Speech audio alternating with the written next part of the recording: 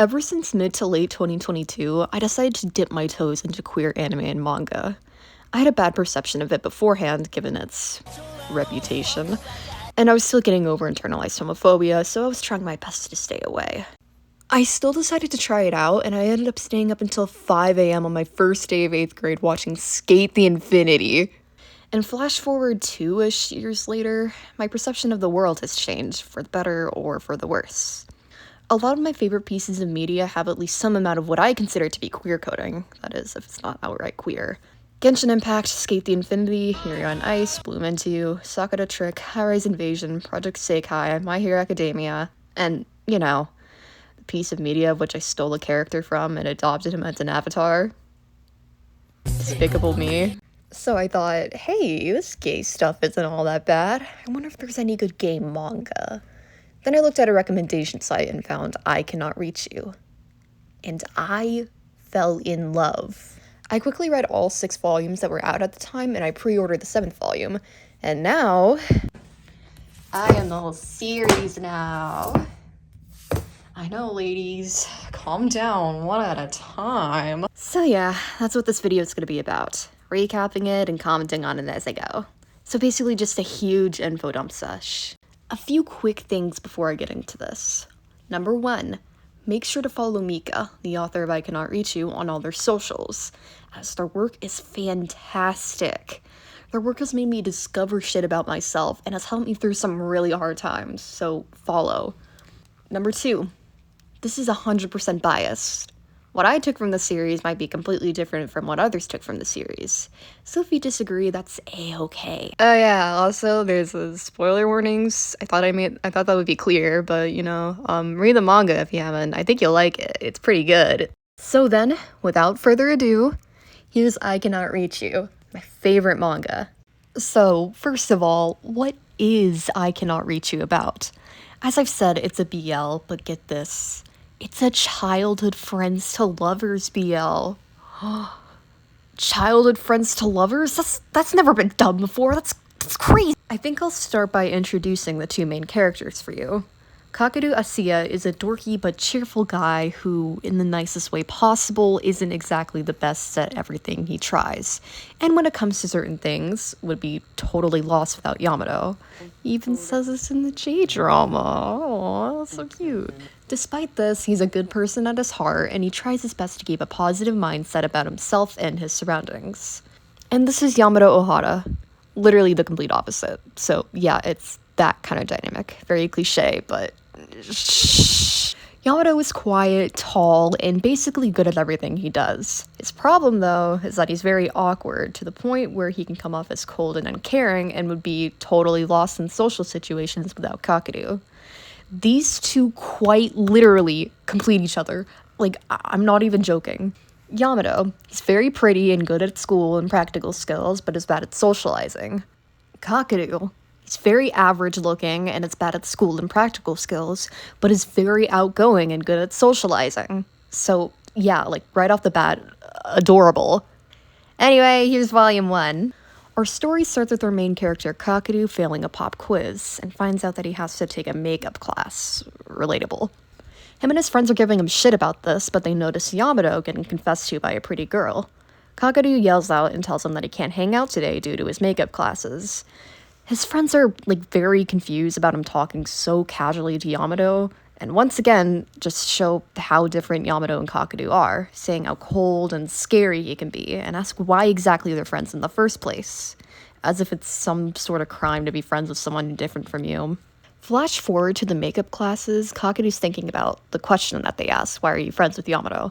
Only to be interrupted by Yamato coming into the classroom, because he knew Kakeru would be struggling to solve the questions on his own, so he decides to help him out.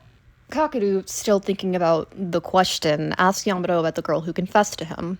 Yamato tells Kakeru that he rejected her, saying he didn't want to date anybody solely because someone's pretty. Kakeru states that he wants someone to realize just how great Yamato is, only for Yamato to say, I've already got you, though. Kakeru, however, says again that he wants Yamato to make more friends because he thinks that it must be boring only having himself as a friend. So he asks Yamato if there's anyone he likes, because he wants to, set him up with, a girl or something. Kakeru. just says that over and over again. So after that, Yamato leaves like a little pussy out of embarrassment, leaving Kakeru to question what exactly he meant like by that. I wonder. He considers for like a millisecond that Yamato maybe means that he likes him, but decides, no, there's no way, right? So, one of my favorite parts of this manga is the parallels between Yamato and Kakeru. As you can see, Kakeru wants Yamato to have friends other than him, but Yamato wants nothing more than to be around Kakeru. Well, he wants a little bit more than to just be around Kakeru, but you know, he just wants to be around Kakeru in some sense. They complete each other, dude. This isn't important to the story. These aren't like actual characters, but these two famous actors are dating, both beautiful, and Kakeru takes this as a reason for why Yamato can't possibly like him. On the train, they bump into each other and do that typical shoujo romance, kabedon, or whatever the fuck it's called. And Kakeru thinks about how if he were a girl, it could be considered a romantic moment. While in gym class, someone falls onto Yamato, which like makes Yamato fall back and makes him like hurt his wrist. Yamato brushes this off in front of everyone because he doesn't want to make things like awkward and just like excuses himself to leave. So Yamato goes to the nurse's office and finds no one in there. So he's like treating his injury with his like non-dominant hand. So he's treating it shittily. So Kakeru walks in to find him because he knew like he'd be like all, ugh, it's okay guys, nothing's wrong. So Kakeru helps him treat his injury and once again thinks, this isn't really something two straight guys would do. What? Kakeru gets invited to a mixer by a friend, and of course he invites Yamato, because why wouldn't he? While getting ready for the mixer, his sister literally says, you've never shown any interest in girls, and now you've suddenly got the hots for them? She knows what they are! Kakeru says that he wants a chance for Yamato to, like, make more friends other than him, and his sister brings up that a best friend getting a partner would make her feel lonely, so this is, like, what drives the conflict. Spoiler alert, that's what drives the conflict, for the last chapter. Whoops, he said that. The day of the mixer comes, and of course Yamato is popular with the ladies, just like me for real. Kakeru tried to, and I quote, promote Yamato to the girls so that the girls would like him more, but Yamato just like stares at Kakeru when he tries to do this. Guys, I think Yamato might not be interested in girls. I'm not too sure. A few minutes later, Yamato tells Kakeru that he loves him, and they kiss and get together. No, but he was actually suggesting a karaoke song, because they're doing karaoke. Another parallel thing, but Kakeru is actually really good at singing, and like Yamato is really bad at singing. They complete each other. They're like two puzzle pieces. It's so cute. So later, after, you know, the karaoke, Kakeru's singing gets complimented by this girl, Akane, who, by the way, is a queen and is important later on. I better not see any Akane slander in this fucking comment section. I know a lot of fucking Fujoshis tend to hate on the female characters, but please, she's so good. I love her. Later on, one of the girls asks Yamato what his type is, and he literally says, I guess a childhood friend I've known forever? He's not trying to hide it. And, you know, Kakeru hears this shit. What was he thinking? Yamato concerns attempts to check Kakeru's temperature, you know, that typical, like, ugh, are you feeling okay? But in reality, they're just, like, blushing, you know that? Kakeru excuses himself, but runs into Akane, who is currently struggling with an arcade machine. Kakeru tries to win something for Akane, but, you know, loses each time, because he sucks at everything. All the while wondering if Yamato is having fun or not, and if he, like, forced Yamato to come. Weirdo. And, oh yeah, speak of the devil, while Akane's away, Yamato comes back and gets the plushie for Kakeru to, you know, give to Akane. Because even though, like, he loves him, he still is like, ugh, what if I'm holding him back from loving someone else? What the sigma? So, you know, after they all hang out, they're walking home, Kakeru got his own plush to give to Akane, and keeps the one Yamato got for him. A cute little detail in the J-drama. They added that they have him talk to it and, like, sleep with it. Aww, it's so cute. Kakeru apologizes to Yamato, still under the assumption that he forced Yamato out with him. But Yamato grabs him by the sleeve to try to say something, only to get interrupted by little kids playing in the street. I can't do this anymore. It's too much. While on the train, Kakadu, stuck in gotcha hell, convinces Yamato to do a temple for him on a banner. And by convinces, I mean he grabs his hand and makes him click the button for him. Which causes Yamato to blush, because of course it does. This makes the topic of Yamato's new gaming console to come up, and he invites Yamato over to his house to play video games. Ugh, the riz is too much, dude. They go to a store together. Yamato gets his sister her favorite tea. Oh yeah, did I mention he has a sister? Well, he does. Her name's Mikoto, and she's an absolute queen. I basically say that about every single female character in this manga, but it's because they are. Side rant, I'm sorry, I just need to talk about this. Before I got into, like, BL and GL, my only real exposure to gay content was fanfiction. So, like, in Danganronpa fanfiction, right? I was reading Saimota stuff. I was a Saimota shipper. If you don't fuck with it, I don't fuck with you. And so many times they made Kanade, and so many times they made Kaede or Maki some sort of homophobic, bratty girl whose only purpose is to get in the way of the ship. So when I read this manga, I was so relieved that Akane and Mikoto were as fleshed out as they could be, and not just pawns for the story to have more conflict. Akane does, to some extent, serve that purpose, but later on, she's as fleshed out as a side character can be, and is a really good person. Just trust me, bro, it gets really good.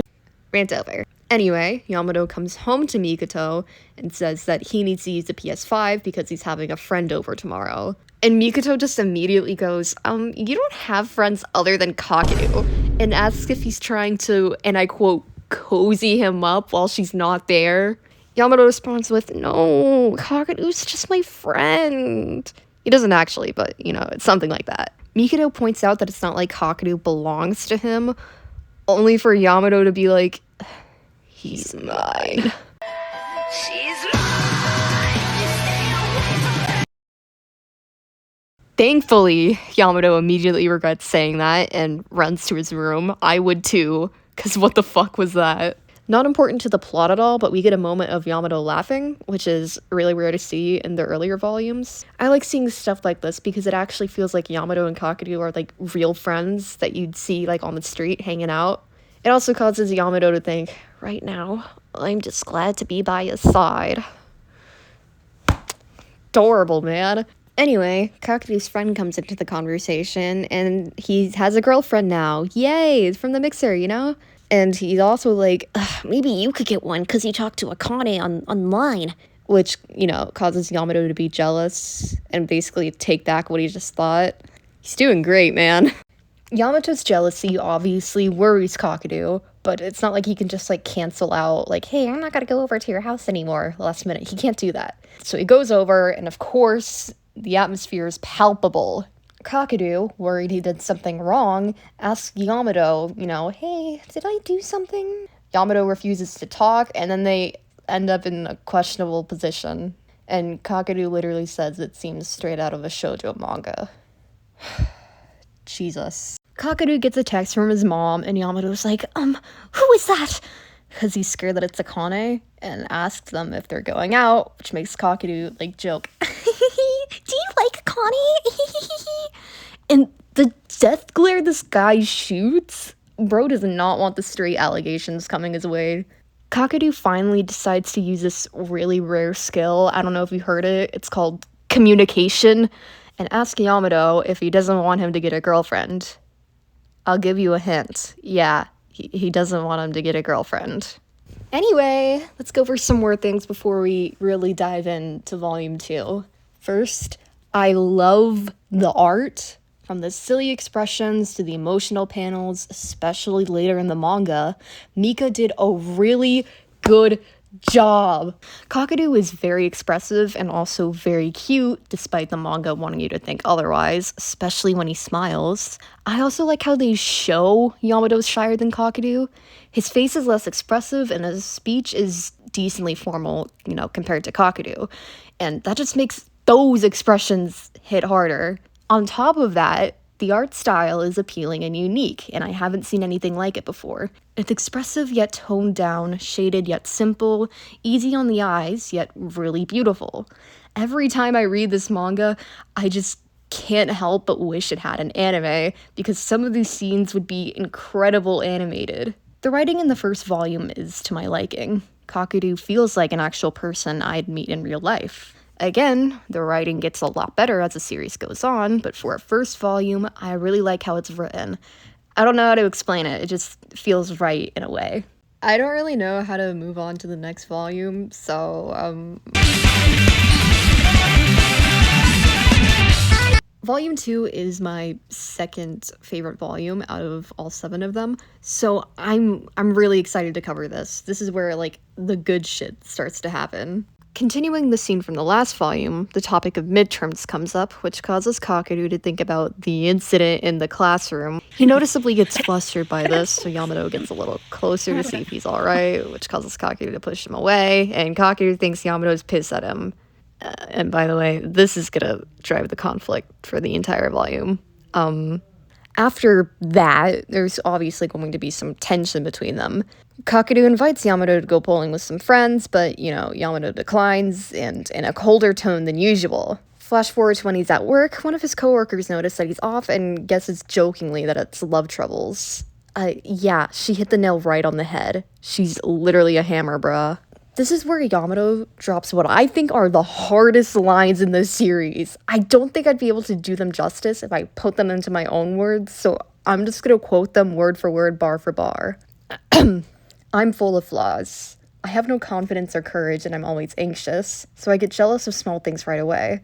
When it comes to that person, I always lose my cool. I think admitting my feelings is impossible. I'm sure it'd be better not to say anything. I'm sure that's how Kakeru feels. There's no hope. There isn't even a chance. That's why I shouldn't tell him about these feelings. If telling him won't make either of us happy, then I'll keep these feelings to myself for the rest of my life. It's better if I live with them deep inside me. In the end, I'm just a coward at heart. They're only my own selfish desires. I don't want to ruin something that's this important to me. His coworker points out that his feelings aren't going to go away, and, you know, this hits him hard, because he's so used to thinking that, you know, feelings that he can't control are selfish desires. Later on, Yamato walks in on Kakeru's friends talking shit about him, like, to his face.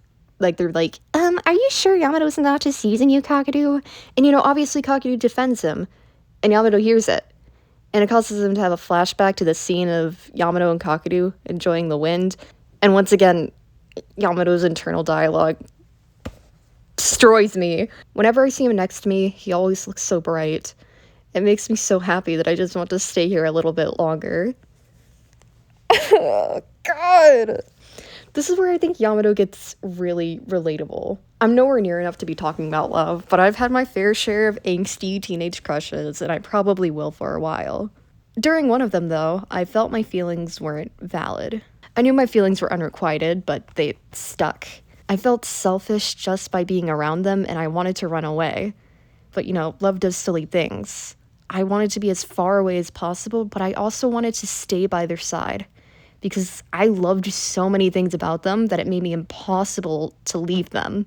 It sounds really stupid, but, you know. I'm not sure if that's what Mika was going for, but I at least think it's similar. Otherwise, I don't think this volume would have had such an impact on me. If that was what Mika was going for, they sure as hell did a great job. The conflicting feelings were portrayed perfectly, and it really helped me out in a time when I needed it. I'm absolutely not the first person to point this out, but it's insane, like, the things fiction can do for and to you. Every time I was in some sort of rough patch, there's always some piece of fiction that told exactly what I needed to hear. It's like magic, almost, and I love it. It's probably just my brain subconsciously picking out the solutions to my problems that I find in the media I consume, but I like to think it's magic. I forgot to mention that the last 2 chapters cover both Yamato and Kakeru's perspective of the same situation, so if it seems like I'm covering the same thing over and over again, that's why. Kakeru has a flashback to middle school where Kakeru saw a girl he was starting to like confess to Yamato. Thinking this, it looks like his friend's words are starting to get to Kakeru. Kakeru still defends Yamato anyway, despite the fact that he's a bit jealous as well. He's a real one. He's a real friend. Yamato notices Kakeru stressing about midterms and decides to help him out. And Kakeru gets way too excited. Like, he says it makes his day. So there's this river in Egypt. The things he says, though. I knew it. When I'm with Yamato, I feel at home. So much that I don't care about being jealous or feeling inferior. I like these moments. They're so precious to me that I don't want to lose them. I don't know how Yamato feels. I don't know that, but I know that he's my best friend. That's my only constant, now and forever. Goodness gracious. During lunch, Kakeru is getting a drink and overhears that a girl is going to confess to Yamato. So after coming back to the classroom, Yamato excuses himself to go meet with the girl. Kakeru grabs him by the hem of the shirt, but lets go right after his friend points it out. He's unable to take his mind off the fact that Yamato's getting confessed to and decides to go after him. After finding him, Kakeru asks what exactly Yamato is doing, and then Yamato's like, it's none of your concern. As Yamato starts to walk away, Kakeru grabs him from behind and begs for forgiveness, as he's still under the impression that Yamato's mad at him. Yamato, a bit thrown off, eventually manages to shake him off, not before he can call him an idiot, though. So, once again, Kakeru thinks that he's mad at him. The scene is very silly and one of my favorites. It's very fan-servicey, if that's the term, but I think it's really fun to see Yamato lose his composure. Seeing different sides of characters really helps to get to know the character better. It's also just really cute, but, not as intelligent of an explanation, but, it works. In this next chapter, we get a happy Mikoto. Look at her. She's so silly. Mikoto and Yamato are eating at the mall, and Mikoto asks if he and Kakeru started dating because he's been grinning creepily. Yamato denies this, so Mikoto asks if he's, given up on confessing to Kakeru, then just, tells Yamato to confess already. Because it's that simple, I guess. I don't know. Yamato restates his thoughts from a previous chapter that, telling him is just being selfish, but Mikoto just says to give it a try anyway, because Yamato's always like this, always thinking about others more than himself. And if I'm being real, that hit me hard when I first read it, and it probably would hit others really hard too. I actually recently had a friend pick up Kimi, and she said she felt the same. So I'm not the crazy one, you're the crazy one. But it's exactly what I needed to hear. I'm still scared to tell anyone my feelings out of fear of changing the status quo, but I do think now that telling someone those feelings isn't a selfish thing, and that's because of this manga. I think love would be a lot easier if people could stop thinking that it's such a taboo thing, not really taboo, but something that could change the whole course of your life when it's just simply a part of your life. Of course, all that considered, make sure to take confessing seriously, as feelings are a special thing that deserve to be taken seriously. Basically, just be confident but cautious at the same time. Anyway, life advice segment over. Kakeru is also at the mall? Whoa. He abandons his sister and walks around on his own and runs into Akane.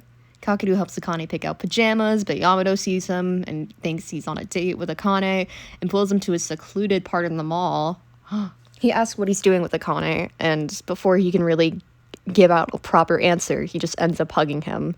His fear of change hurts him. He literally says it hurts. Yamato, stop being relatable challenge, go!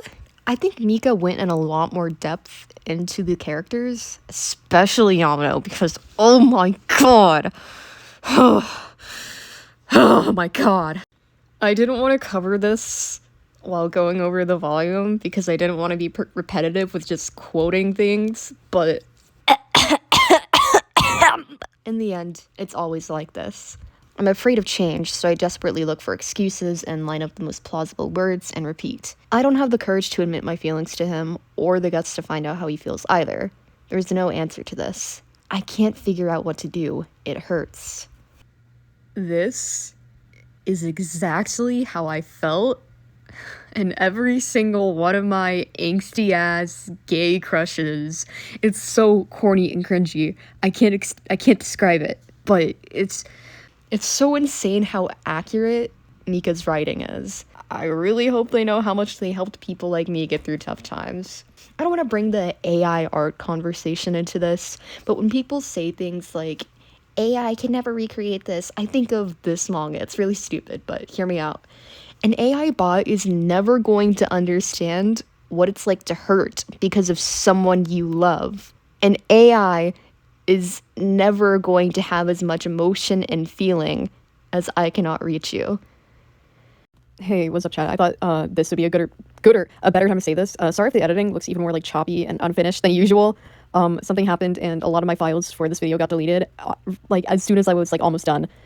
So I'm redoing it a lot, like very quickly. So yeah, I thought it would be a good time now to say it because I think it's especially prevalent in this chapter. So yeah, sorry.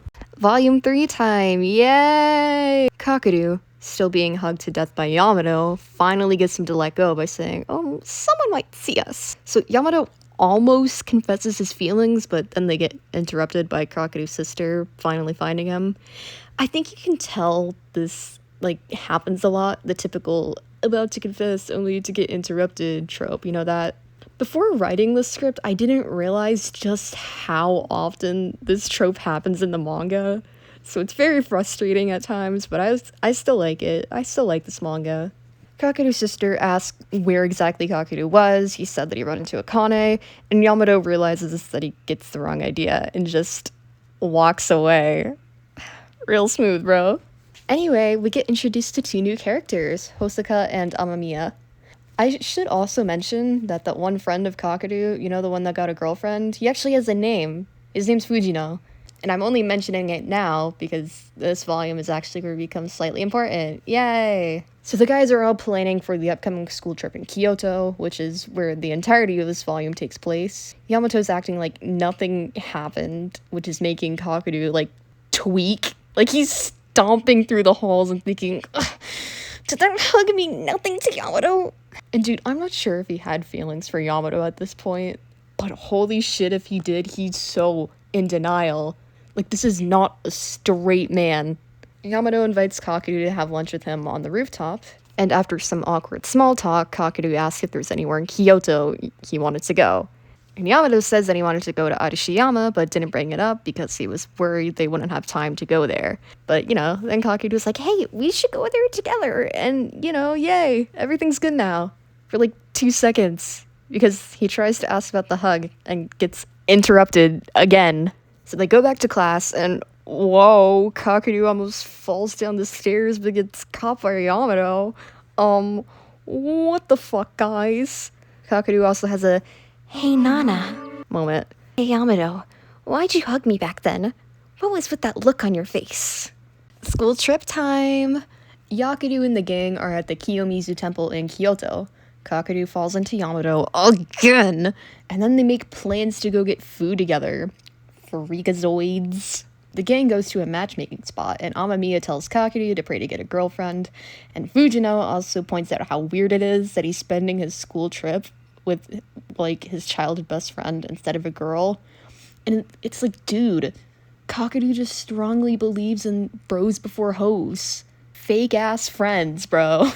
Yamato overhears about some girls talk about a special love charm. This love charm has a rumor that if you give it to your crush on a school trip, they'll accept your feelings.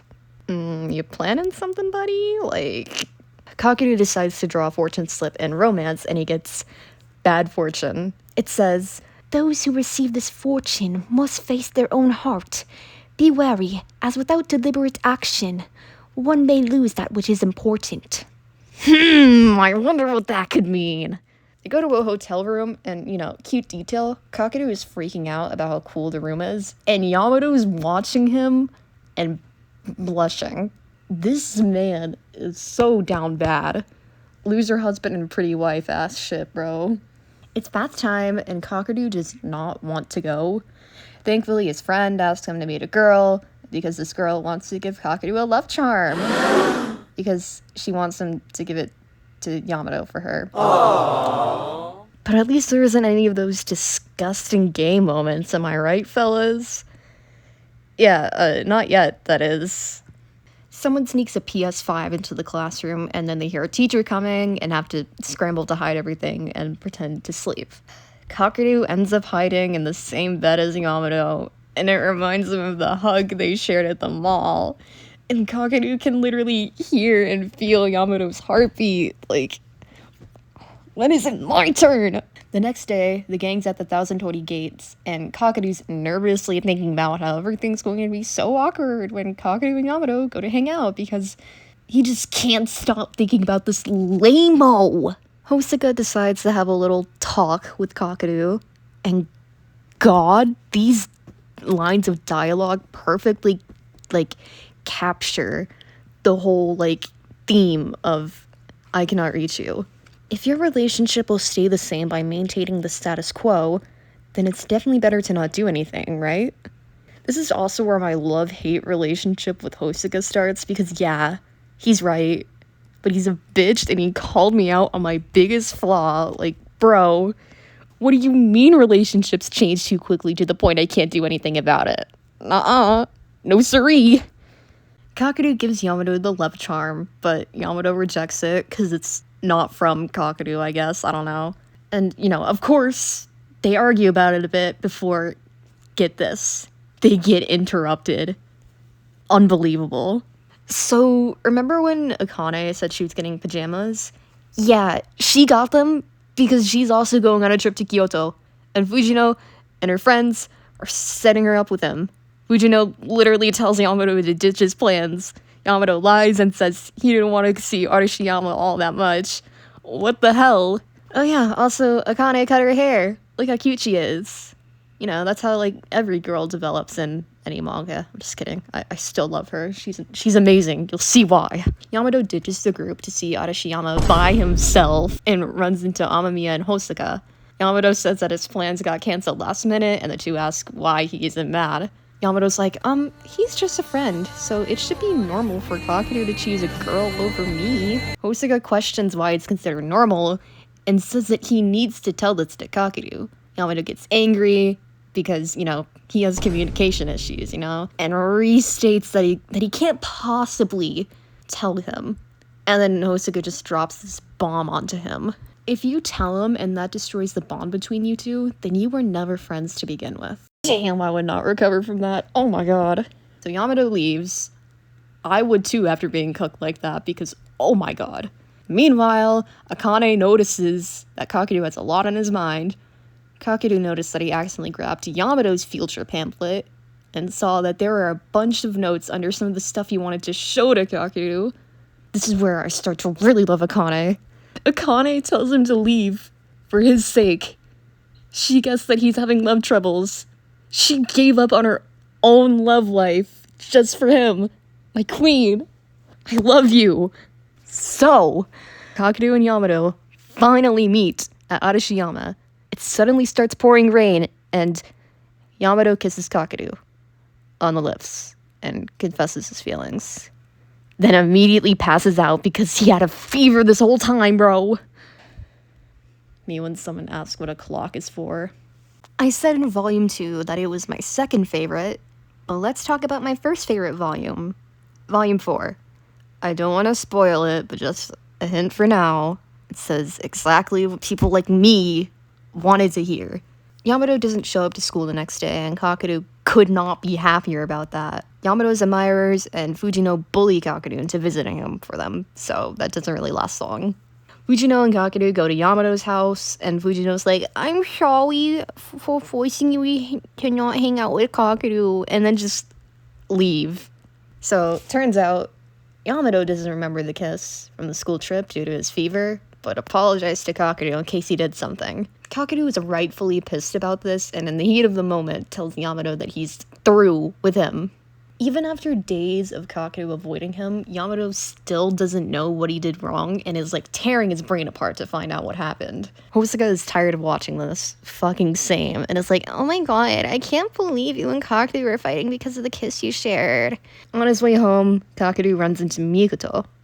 Mikoto notices Kakeru is in a bit of distress, to say the least, and jokingly asks if Yamato confessed to him. Yeah. She hit the nail right on the head. She's literally a hammer. Kakeru says that he wanted to ask Yamato if he's really serious about his feelings, and Mikoto's like, yeah, they really are. You're kind of stupid for not noticing them. She doesn't say that, but, Mikoto tells him that the reason Yamato didn't drop too many hints is because he was scared of how their relationship would change, and that Yamato didn't want Kakeru to stress over it. She advises Kakeru to tell him how he really feels no matter which way it is. And his opportunity comes when Yamato asks to discuss something with him on the rooftop. My R reference? As of recording this is my favorite chapter by far. I'm going to completely disregard the silly tone I try to put on. So I'm sorry. I'm sorry if this is really cringy. It probably is. This whole video is probably really cringy, because I'm really cringy, but I'm cringe, but I'm free. So Yamato brings Kakeru up to the roof to discuss what happened at the school trip. Yamato apologizes for forgetting everything and explains why he kissed him. He confirms that yes, he does in fact have feelings for him. Yamato explains that he tried to pretend like he didn't have these feelings out of fear of making either of them uncomfortable because of his own feelings. It's hard to explain, but I just said I was gonna be serious, what the hell? Okay. Yamato thinks his feelings are nothing more than selfish wants, and to some extent they are. But feelings are such a huge part of being human. Disregarding feelings you have no control over as a selfish thing can really fuck you up as a person. I have plenty of experience with that, so. But Yamato was fully okay with that, for the sake of Kakeru. After dumping all of this out to him, Yamato tries to go to class, fully expecting Kakeru to hate him. But Kakeru doesn't. Kakeru decides that he's going to give Yamato's feelings some thought, and face them head on, as he puts it. And Yamato is shocked. He went into this fully expecting for things between him and Kakeru to go to shit. But they didn't, and he's overjoyed. He then asks Kakeru if it's okay to keep liking him, despite hearing all of what Kakeru has to say. This chapter touched me. Not even touched me. It gave me a lobotomy without anesthesia, and then threw me into a fire anthill while covered in maple syrup. Everything from the visuals, the dialogue, the feelings were executed perfectly. When I read this the first time, I had to take a 20-minute break from reading just because of how emotional I got. I was going through an eerily similar thing to Yamato at the time, and I'm pretty sure every single gay person, not just gay person, just any person ever has probably gone through something very similar like that. His exact thoughts line up with mine perfectly. I stated this before, but I never feel as if my feelings for people, no matter romantic or platonic, should be acknowledged. So when I saw Kakeru not only acknowledge Yamato's feelings, but validate them, I cried, dude. I teared up while writing this script. I'm there's some tears forming while I'm voicing this over. It's so embarrassing, but this chapter basically tells the reader that feelings are important and valid, and it's nothing less than beautiful. It's so stupid. But this chapter really helped me get through that slump, and I really hope it impacted others the same way it impacted me, because, 1, I want people to feel good about themselves, and 2, I don't want to seem obsessive and crazy over manga. Mika, if you are watching this somehow, thank you so much. Anyway, next day at school, Kakeru has no idea how he's supposed to act around Yamato now that Yamato confessed, so they're both awkward as hell. While moving some supplies to the prep room, Yamato asks what happened with Akane, because Kakeru basically stood her up, and apparently Akane told the girls that she rejected him because she didn't want to make Kakeru look bad, even after she gave up her love life for him. Akane, I love you. After Kakeru tells this to Yamato, he starts yapping about how Akane is such a good person and how cute she is, which makes Yamato jealous, except now he's expressing that jealousy.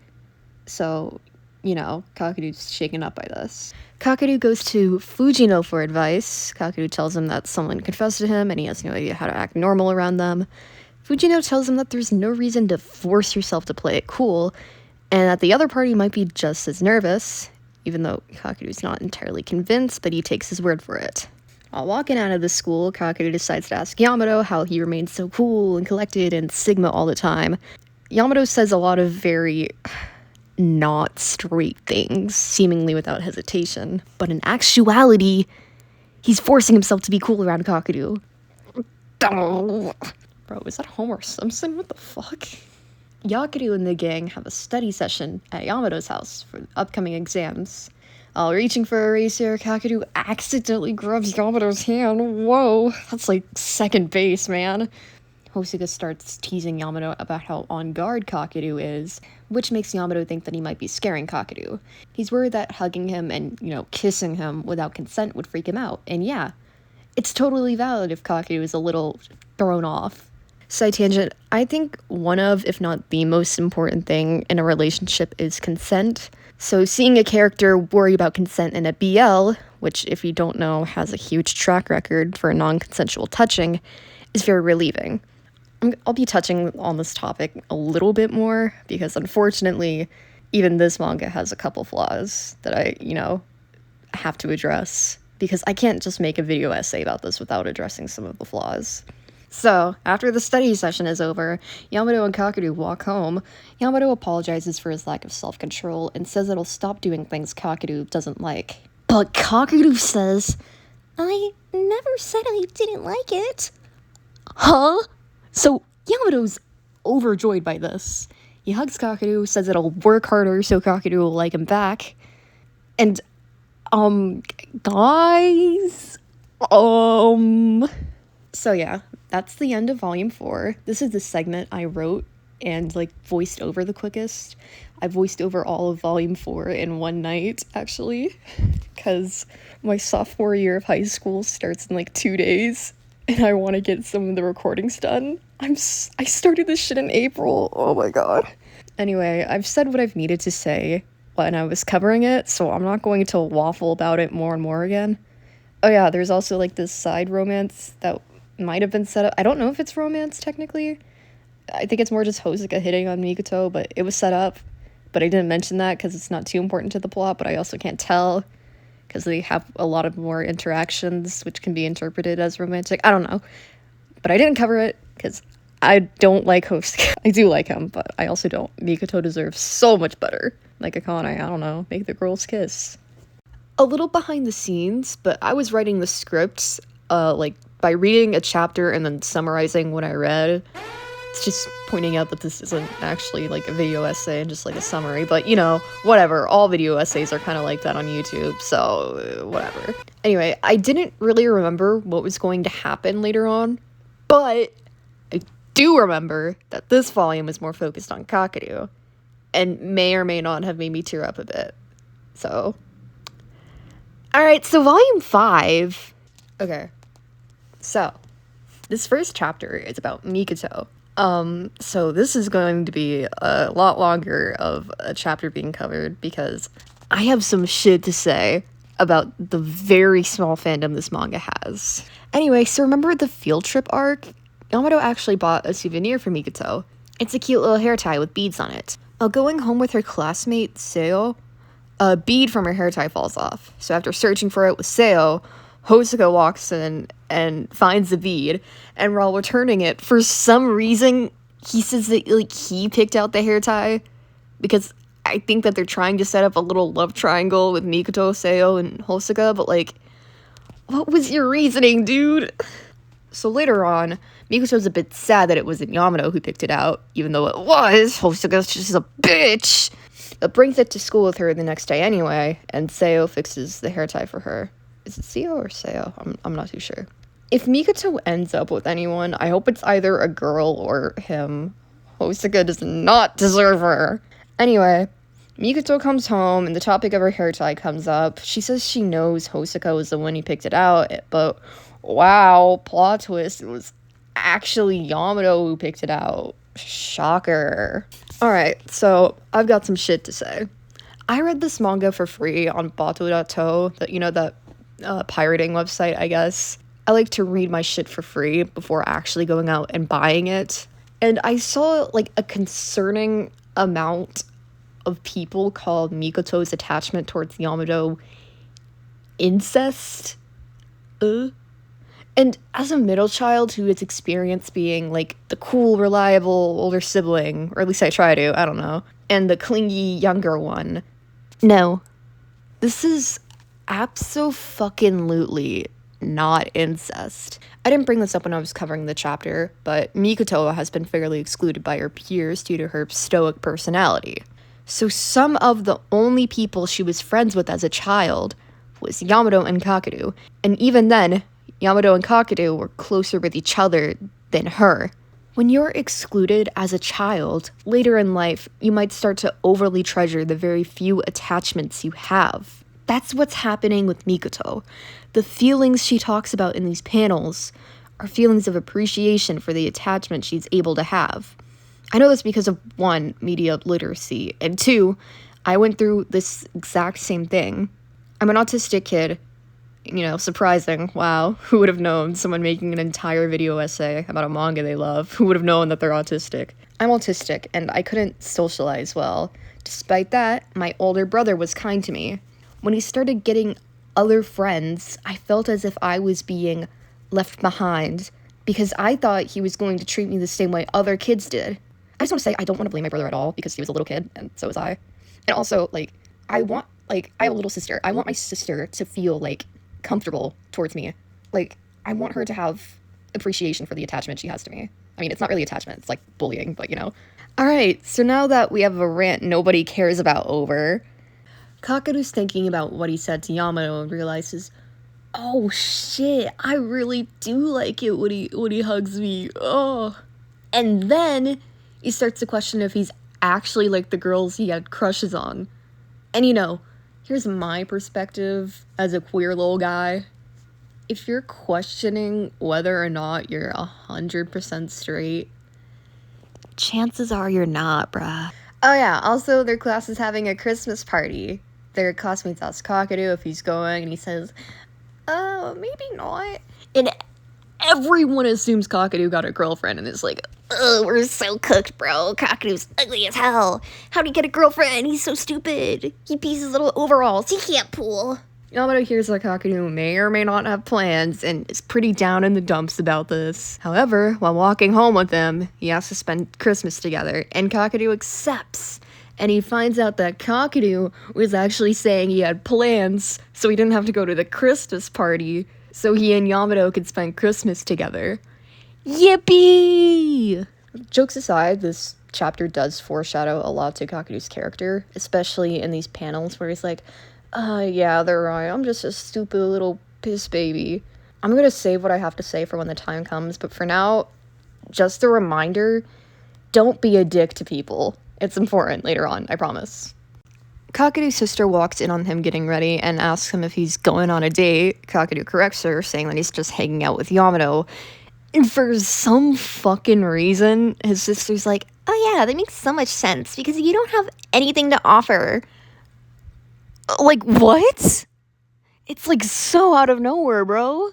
Anyway, they go on their Christmas date, and Yamato's the center of attention. All eyes are on him, as usual, just like me for real. But Kakeru keeps overhearing girls talk about how it's almost impossible for Yamato and Kakeru to be friends because Yamato's just so pretty and Kakeru's just so average.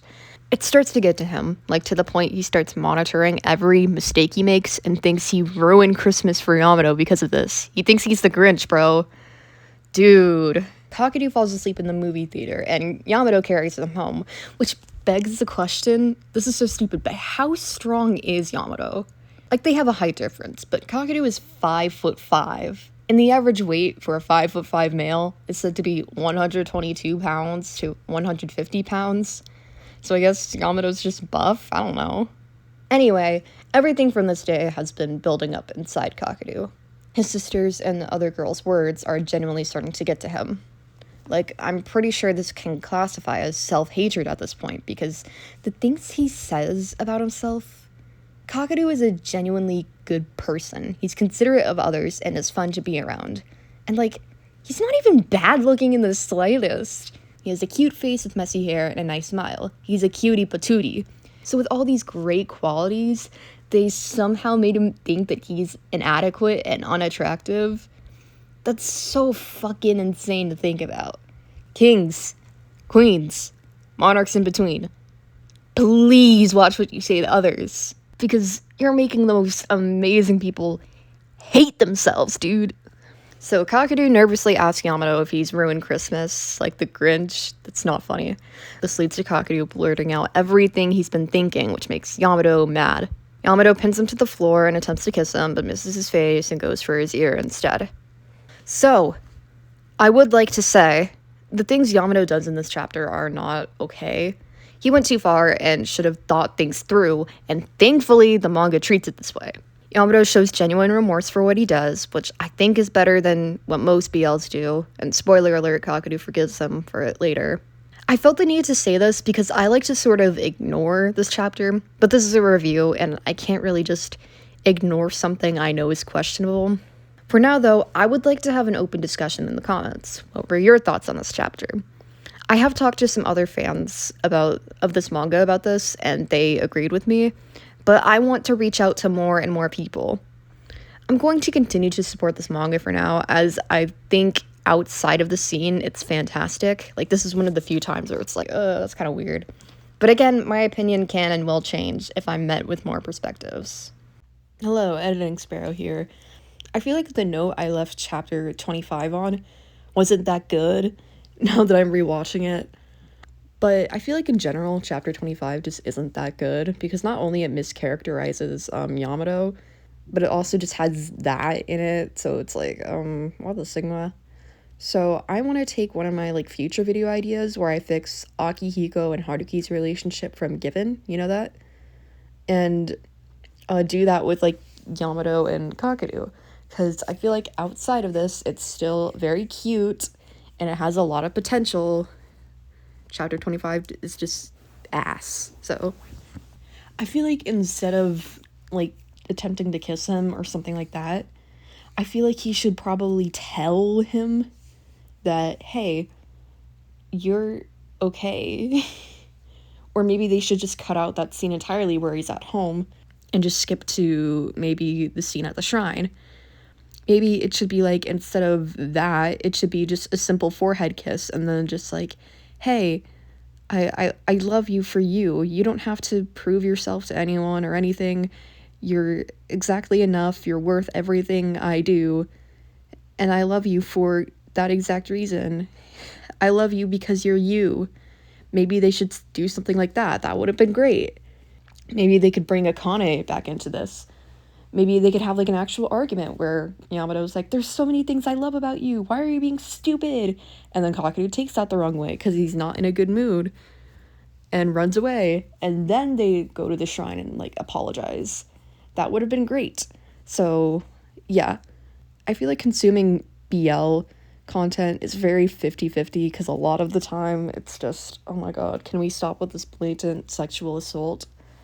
But yeah, I just wanted to give my 2 cents on that because I feel like the way I treated this was really stupid and I want to apologize for that. How about we open another discussion in the comments where we're like, what would you do with this scene instead of doing that? So we can make something good out of it.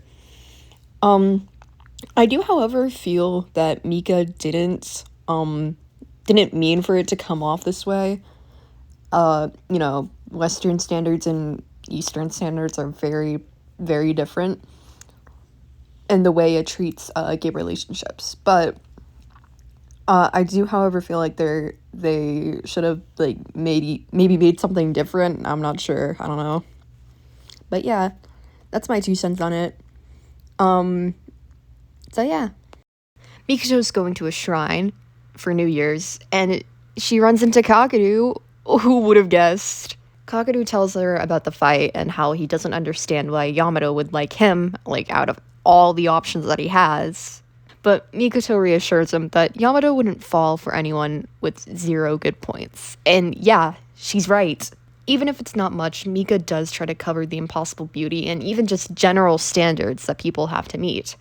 And it's very refreshing to see male insecurity properly touched on and explained, instead of it being like, June isn't Pride Month, June is Men's Mental Health Month, and then like turn around and not care about men's mental health or doing anything about the standards of men. Just basically like TLDR, people are gorgeous. You are gorgeous. Whoa, got me blushing and giggling over here. But yeah, you are gorgeous, basically. Society just sucks. and there's no point in trying to meet anybody's standards that aren't your own. Yamato shows up later on, and Kakeru runs away, only to run into a lost kid. They help the kid find her dad, and then they have a little talk.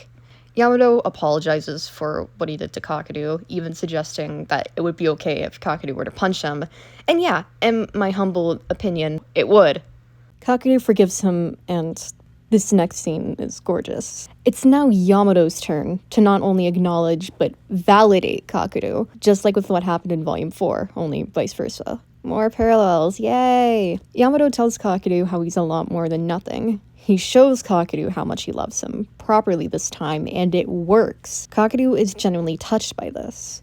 All these feelings of him feeling inadequate are finally disproven, and by the person he loves and thinks is way cooler than him. I don't personally relate to Kakeru's struggles that much. I do feel mediocre at times, but it's never because of standards, as I've fully given up on meeting those. But past me would absolutely relate to him. It's been a while, so the details are kind of fuzzy, but I think this is exactly what past me needed to hear. So I really hope people who struggle with the same things he does are touched. Hey chat, so the recording for this next section, got lost for, introducing the next section.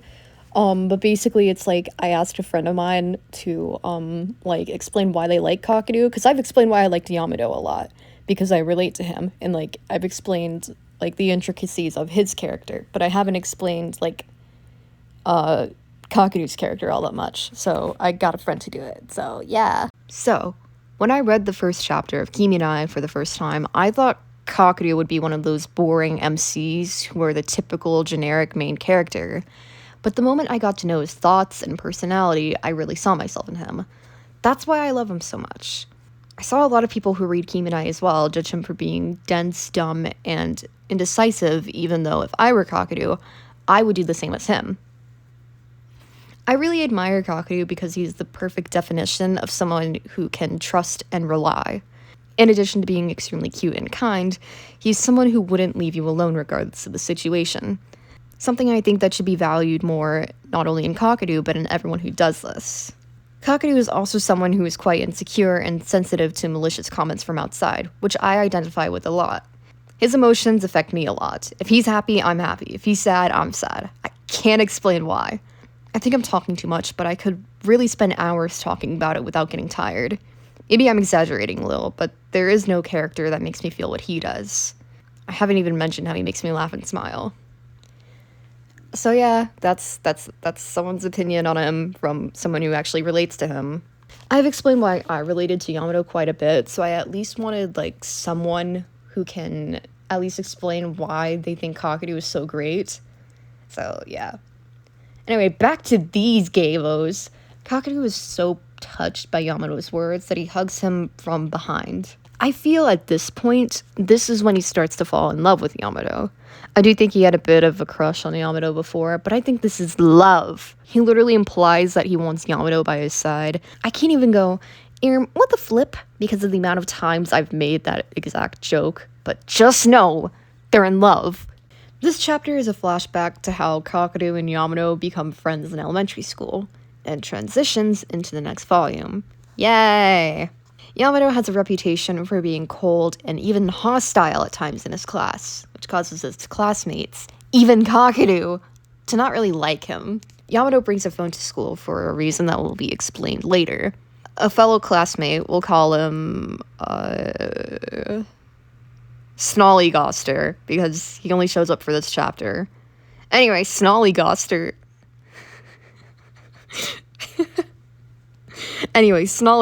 snatches it from Yamato, only for Yamato to yell at him. While Yamato wasn't looking, he steals his phone and throws it in the garbage can. Kakeru walks in on Yamato looking for his phone, and thankfully he remembers that he saw Snollygoster near the garbage cans giggling, and goes to search for Yamato's phone. After he finds it, Yamato thanks him, and Kakeru starts to warm up to him. Aww. What I assume to be a few days later, Snollygoster reveals to the leaders... Why did I choose a name that's so hard to pronounce, with other words? Oh my god. What I assume to be a few days later, Snollygoster reveals to the readers that Yamato's dad isn't present in his life. Sorry. He starts making fun of him, and then Kakeru starts beating the shit out of him. So they're in detention, which is fucking crazy. How do you get detention in elementary school, bro? Yamato walks in on Snollygoster and Kakadu struggling with math worksheets. Even after Yamato helping, Snollygoster still finds a way to hate on him. He's like, I bet he's looking down on us for not being able to solve these problems. Like, are you trying to be like Bakugo or some shit? How is he so obsessed, bro? Yamato, being the king that he is like, well, like, Kakadu's friends with everyone, and you're kind of strong, so we all have our strong suits, dumbass. They both call him amazing, and when they get out, Snollygoster apologizes to Yamato. Yippee! Kakadu asks why he didn't tell him off, and Yamato says it's because Kakadu already did for him. And Yamato smiles at him, and Kakadu keeps saying that he wants to see him smile again. He was gay as hell from the start, bro. Holy shit, that was volume 5. So far, this volume was the most exhausting to write because of chapter 25. It really stumped me for a while, as I had no idea how to approach it. But now I'm at a point in the script where I kind of like how I handled it. Excuse me! But of course, I would love to hear your thoughts on this chapter, because I had no idea how to feel about it, and it was really troubling me and stressing me out. I really loved covering 26 and 27, though. Very fun. Hi, pardon me for sounding different for, the rest of this video, but it's been a while since I've recorded anything, and guess what? I got sick, so, I am gonna be sounding like this for the rest of the video. Let's go, guys! Anyway, being away from this video made me realize how much I actually love making it. And I haven't had this much fun with a project in years, so I really do hope this video can reach out to some fans. I don't know. That'd be epic awesome sauce. Anyway, enough of that, like, sappy shit. Here's volume 6. At first, I didn't like this volume as much as the other ones. It's a flashback to when Kakadu and Yamato were first becoming friends, and I sorta just wanted the romance to carry on. But then I was blown away when I reread this. And also because of Kakadu's hot-ass mom. Oh, damn. Yamato and Mikoto come over to Kakadu's house to work on summer homework. Kakadu invites them to go to a festival with him. When Yamato asks why invite him rather than any other of Kakadu's friends, Kakadu says it's because he has so much fun with Yamato, which makes him blush. What the sigma? And Kakadu calls him cute? What? This is why I love the friends to lovers trope. I just love seeing the little moments they have that cause them to, like, fall in love. It's so nice to see. I can't explain it. While taking a break outside, Mikoto reveals to Kakadu that their dad is in a coma. So, oops. He got into an accident while on a business trip. Yamato hasn't been going to the hospital to see him, which worries her. When Yamato comes back, he tells Kakadu not to worry, but Kakadu worries anyway, and asks to visit his dad together. And Yamato gets mad at this and leaves. While he's leaving, we get a flashback to Yamato telling his dad that he would be better off without him. He runs into his mom, and we find out that he called his dad on the day of the accident, and he yells at him unintentionally. This is important later. So Yamato runs away to the park because of that. Again! Yamato running away.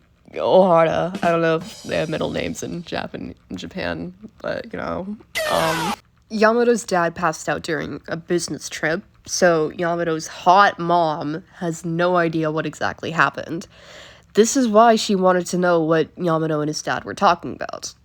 Kakadu finds him hiding at the park, and they talk about what his dad was like. It's actually a really wholesome moment. I don't have the best relationship with my dad, so it's really touching to see a wholesome, like, father-son relationship. Anyway, they leave the park, and Yamato's mom apologizes for yelling at him. Communication! Yay! It's rare to see in this manga. Flash forward for the festival, they watch the fireworks together, and it's gorgeous. The art, it's so good. Mika, come on now. Just look at him, man. Kakadu brings Yamato to his house to show him a card, only to figure out he misplaced it somewhere. He yells at his mom because it can't be his fault. Average woman moment. So Kakadu says that he hates her and wishes she would go away. Yamato sees all this shit go down and is like, yo, go say sorry. What if she actually fucking dies? So Kakadu goes back inside the house. And by the way, did I mention his mom's pregnant? because she is, and like she kind of went into labor. Kakeru and Yamato call an ambulance. Well, more like Yamato calls an ambulance because Kakeru just cries and apologizes to his mom the whole time. It's actually really cute.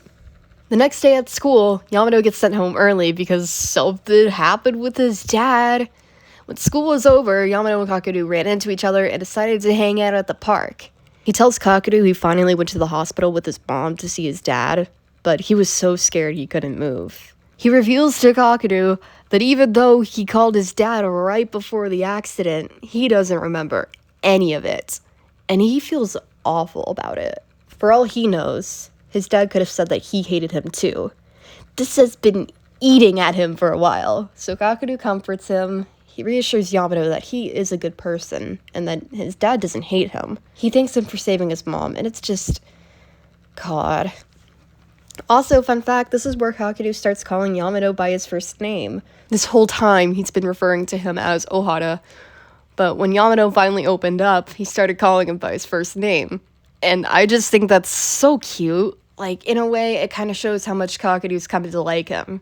At first, he saw Yamato as a cold person like everyone else, but now he sees how emotional Yamato can be when he's vulnerable, and he wants to stick by Yamato for as long as possible now.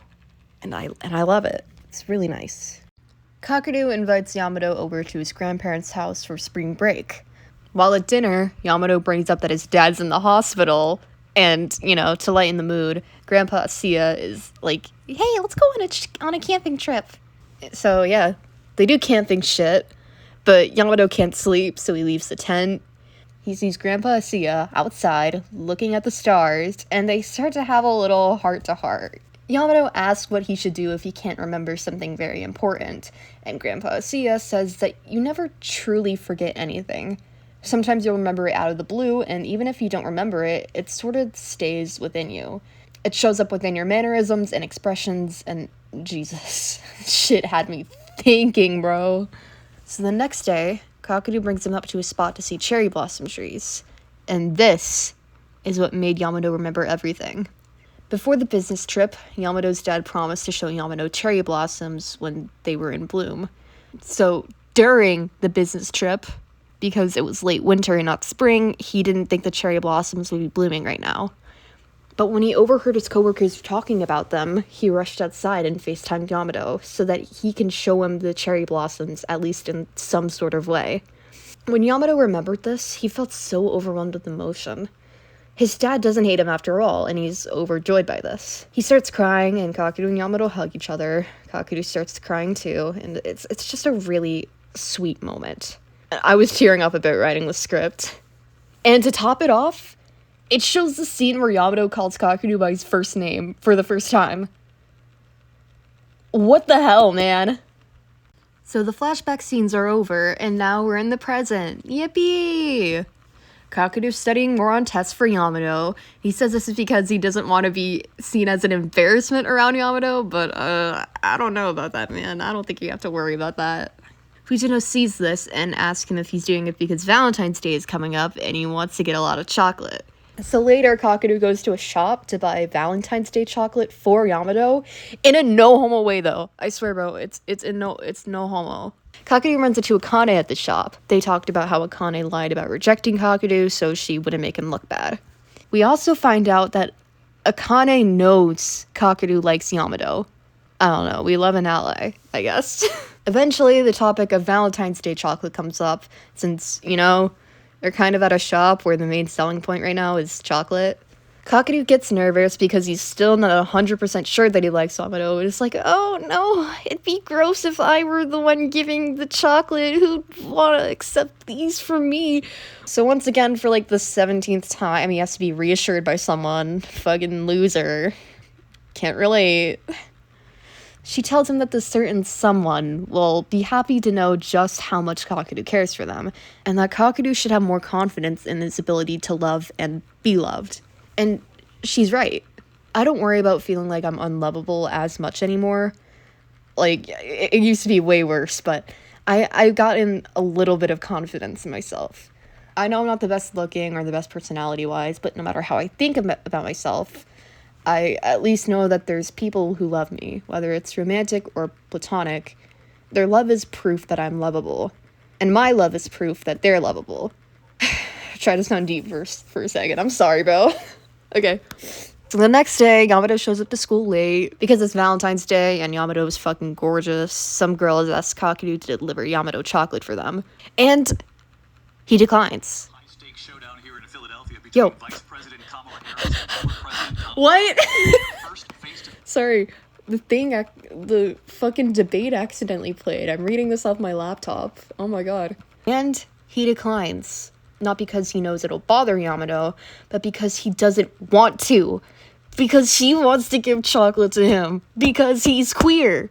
So then Yamato shows up at the very end of the school day, which I don't know why you'd show up just at the end, but whatever works for plot convenience, I guess. Kakeru gives him the chocolate and tells Yamato it's from him. So Yamato, being the weird gay-ass loser simp that he is, he hugs Yamato out of joy and love, and whoa, looks like he got chocolate for Kakeru. What? No way. So Kakeru's overjoyed that Yamato still likes him. And finally, fucking finally, he has this little AO3 moment where he goes, oh. He realizes he likes Yamato. Finally. After all this time. So volume 6 is done. One more to go. If you made it this far, thank you so much. Anyway, I don't usually cover the extras, but this one's important. I promise. So Yamato's dad collapsed, right? A couple was the one who found him and called the paramedics. But how did the couple find them? Well, it was Kakeru. Kakeru was the one who saved Yamato's dad.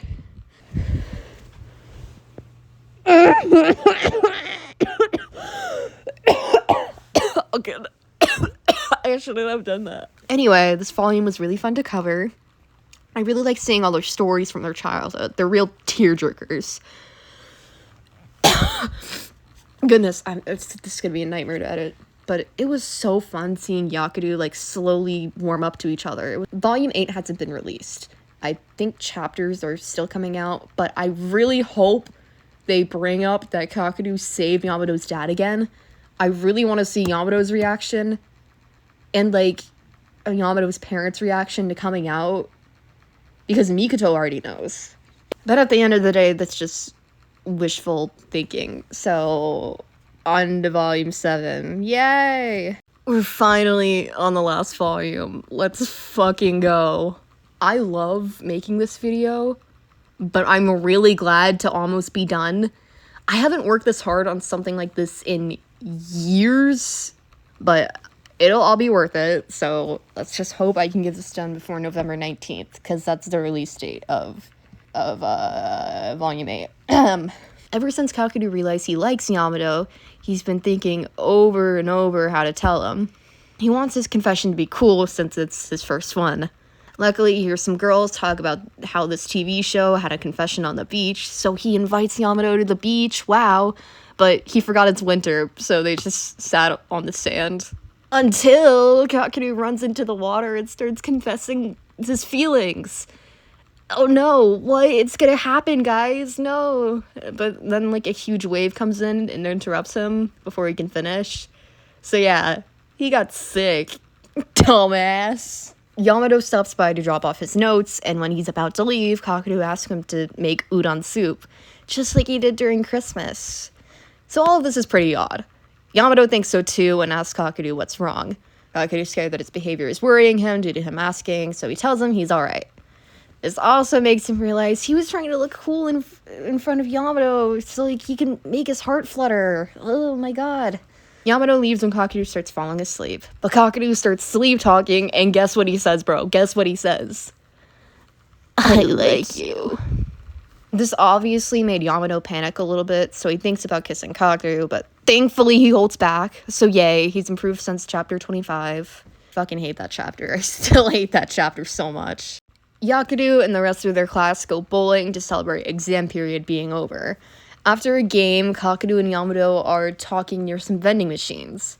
Kakeru's amazed that Yamato got a strike, and Yamato's like, "You're watching me?"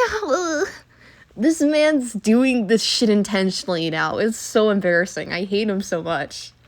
Kakaru, embarrassed, asks Yamato to play pool with him, but the class president wants to call it after one game, and Yamato has work after, so either way, it wouldn't work out.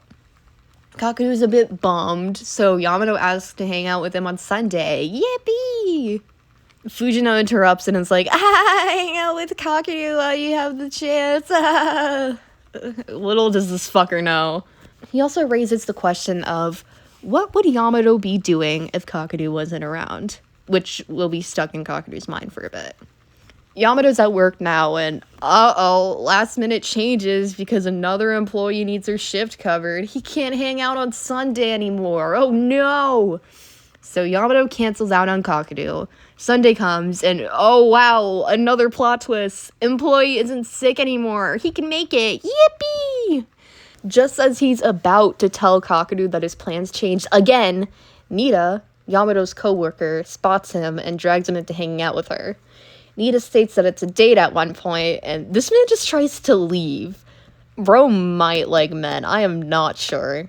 Like, he's giving some pretty big mixed signals. I really can't tell, dude. It's so hard. Nita starts getting hit on by some creepy guys, though, so Yamato comes to defend her. Yay. Nita thanks him, but oh no, Kakaru spots him. He's very jealous. I forgot to mention he's in the same place as them by coincidence. So, I mean, but that's like typical kimi fashion, you know? While Nita's gone, Kakaru goes up to Yamato and is all like, I thought you liked me! Right after Kakaru causes that whole scene, Nita comes back and invites both of them to eat lunch. So Kakaru leaves to go to the bathroom to regain composure. So Yamato follows him to confront Kakaru on just what he meant about that. So Kakaru obviously doesn't want to talk about its feelings in a public restroom. So they ended the conversation there and just went back. They went in different directions. Yamato went to get more coffee and runs into Mikoto. Small world, dude. They talk a bit about Yamato's feelings for, like, you know, the 17th time. But this time, it's Mikoto asking the what ifs. No way. What if Kakaru rejects you after all of this waiting? Yamato explains that before talking his emotions out with Kakaru, he kind of already felt that way. Like, he was getting rejected without even trying. He didn't even think that they'd be friends anymore. Basically, all the shit I explained in Volume 4 is what he explains to Mikoto. Because he thinks that he's already kind of been through that, he'll still be glad that Kagaru's the one he fell for. He's still gonna cry his eyes out, but look! Progress! Unknown change isn't so bad after all! Yay! Yamato comes back at a very wrong time. He overhears Nita and Kakaru talk about a drama on TV. Kakaru said something along the lines of, he picked the wrong person to fall in love with. And Yamato mistakenly thought that he was talking about him being in love with Kakaru. So in public, he starts saying shit like, no, Kakaru, I want to stay by your side. It gets cleared up that they were talking about some random drama, but Kakaru runs out of the cafe, and we get what I think will be the most memorable scene in the entire series. While running out, Kakaru trips and falls to the ground. So the scene plays out with them both sitting on the floor, which I think fits it well. It makes it feel more soft and vulnerable in a way. Kakaru pours out all his worries to Yamato, how he's embarrassed about his jealousy, how he's scared his previous ignorance towards his feelings hurt Yamato in the past, how he's been acting weird all day, and now he's crying. Yamato asks why, and the answer to that changes things for the better. Because I like you, Yamato. Yamato and Kakaru share their first proper kiss, and it's beautiful. It's just a drawing, but you can almost feel the love and care Yamato and Kakaru have for each other in this. This could be a pretty good place to end the volume, in my opinion, mostly because I'm done writing the script, but I do also think it wrapped up Kakaru's whole internal conflict. But luckily for fans, and unluckily for me, there's still 2 more chapters to go, so stick around for just a bit longer. After they kiss, Kakaru immediately starts sneezing. It's cold outside, and Yamato worries too much, so he invites Kakaru to his house. Kakaru nervously accepts, and that's how this whole chapter goes. It's one of my favorite chapters, if I'm being honest. It has a married couple, domestic feel vibe in a way. Kakaru takes a bath, and Yamato makes egg soup for them. Aww. Yamato notices that Kakaru didn't properly dry his hair, so he forced him to let him dry it. This ends up forming a convo about how different their hair is. Kakaru ends up ruffling Yamato's hair, and they almost kiss. they're still doing this shit, even as boyfriends. Well, not technically boyfriends yet. That's actually the plot of the next chapter, spoiler alert, but whatever, I'm so done. So afterwards, Yamato starts yapping about how this doesn't feel real and how uncool he must look because he mostly invited Kakeru to his place because he didn't want to let go of him yet. God forbid you want to be around someone you have feelings for. So uncool. Kakeru reassures him, though, that he feels the same way, so it's not uncool. It's just a part of loving someone. So they hold hands and kiss, I think. It's one of those scenes where it's cut off. Kakeru leaves, and when he does, it finally hits that their feelings are mutual. And now, we're on the last chapter. I'm so fucking excited to be done with this video. Kakeru obviously couldn't sleep after all this. He doesn't know if him and Yamato are officially dating, despite kissing multiple times, but that's just what homies do, I guess. Kakeru skips breakfast because of how nervous he is, so he and Yamato get to school early. So they have the classroom all to themselves. Ooh. You know the drill by this point, they get interrupted before they can kiss. Wow, who would have guessed? Later on, Kakeru twists his ankle in PE because he didn't get much sleep, so Yamato brings him to the nurse's office. It's kind of like how things were in the beginning of the manga, but reversed. Cute. Turns out Yamato couldn't sleep well either. He was scared Kakeru was just confused and would call the whole thing off, so he was relieved Kakeru was also losing sleep over it, which is kind of stupid, but also, cute at the same time. I don't know, it's just what this whole manga is, stupid and cute. Kakeru, hearing this, decides to just come on out with it and ask Yamato out. Yamato's surprised about this since he thought they were already dating, but accepts it anyway while giggling, which is adorable. Yamato also calls Kakeru's official confession cool, which is what Kakeru's been trying to achieve since the beginning of the volume. When he says this, though, Yamato is shocked. This obviously touches Yamato, so he kisses Kakeru, a lot. It was rad. To think that after all the pining he thought would forever be unrequited, Kakeru went out of his way to make his confession look cool while getting sick in the process. The nurse comes back before it can escalate even further, so it ends off in a wholesome way, which I think is perfect. Kakeru and Yamato's relationship has been full of ups and downs. It's not a perfect relationship. Both boys have their own problems that seep into the relationship. So I think it ending on a fluffy, wholesome note is perfect. It feels like everything both characters went through was worth it. Everything is finally complete and over with. This manga has made me feel things. So has writing the script and working on the video. The script took me a little over 2 months, and I started editing this in June. This video will be my own personal love letter to the series. It's given me so many emotions, so I feel like I need to give back in a way. I've met so many amazing people because of this manga, and I've had so much fun with the series. Despite the small fandom and its flaws it can have with its writing at times, I still love it. And I'm going to keep loving it as the fandom grows. I do hope this video can at least get some people into this manga. It's far too underrated for its own good. Everything from the writing, the dialogue, the art, it's amazing. One of my favorite details is at the back of the manga volume to sort of tell the story when you line them up.